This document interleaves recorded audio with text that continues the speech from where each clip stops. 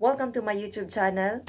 For today's video guys, gusto nyo bang malaman kung paano mapalitan ng password ang inyong mga Globe at Home Wi-Fi internet? Pero hindi ninyo alam kung paano ito gagawin? Yan po ang ating sasagutin ngayon, kaya para po sa inyo ang video na ito. I-type nyo po ang default IP address sa inyong mga Google.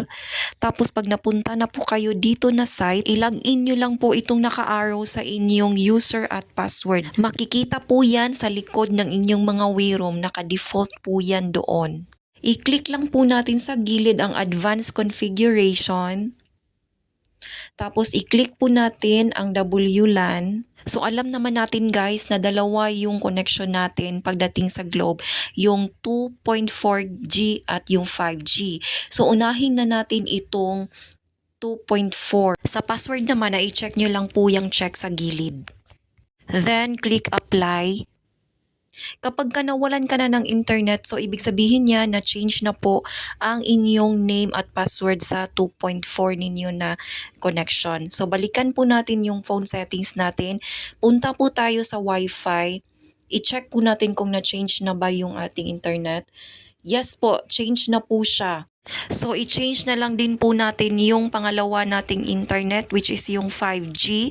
So, ganun din po ang inyong gagawin. Punta po tayo sa Chrome at i-type po natin yung default na IP address, user at password po natin na makikita natin doon sa likod ng ating WeRoam. Click uli po ang advanced configuration. Pagkatapos ay i-click po ang WLAN at ma-change nyo na po ang name na gusto ninyo sa 5G connection po ninyo. So same process pa rin po kanina. At para sa password naman ay i-click nyo po ang blue check at ma-change nyo na po ang inyong mga password sa inyong mga 5G connection. Then apply. Then balik po sa inyong phone settings at i-change nyo na rin po doon ang inyong password sa inyong mga 5G internet connection. Yun lamang po at sana po ay may natutunan. Hanggang dito na lang po at maraming salamat po sa inyong panonood.